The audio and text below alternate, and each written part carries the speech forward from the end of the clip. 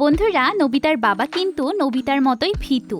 একবার নবিতা তার বন্ধুদের সাথে একটা ঘোস্ট পার্কে বেড়াতে যায়, কিন্তু নবিতা সেখানকার ফেক ঘোস্টদের দেখে সামনে তো যেতে পারেই না, বরং ভয়ে বাইরে পালিয়ে আসে।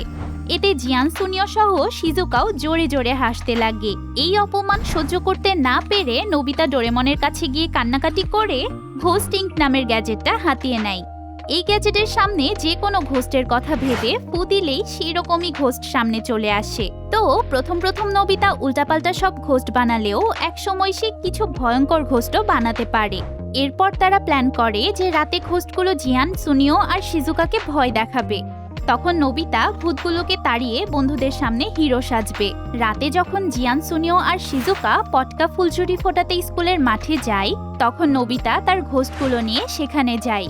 কিন্তু ঘোস্টগুলো জিয়ান, সুনিওকে ভয় দেখাতে গিয়ে ফুলছুরি আর পটকার আগুনে ভয় পেয়ে পালিয়ে আসে। এতে নবিতার প্ল্যান একদম জলে যায়।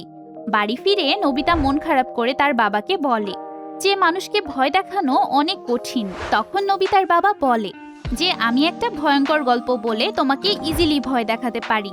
সত্যি সত্যি নবিতার বাবার গল্প শুনে নবিতা আর ডোরেমন ভয়ে বাড়ির ভেতরে গিয়ে লুকিয়ে যায়।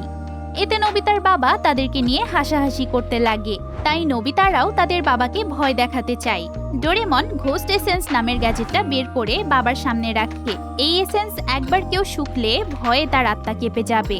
ভুলবশত নবিতা আর ডোরেমনও এই এসেন্স একবার শুকে ফেলে। এতে অজানা ভয়ে তাদের অবস্থা খারাপ হয়ে যায়।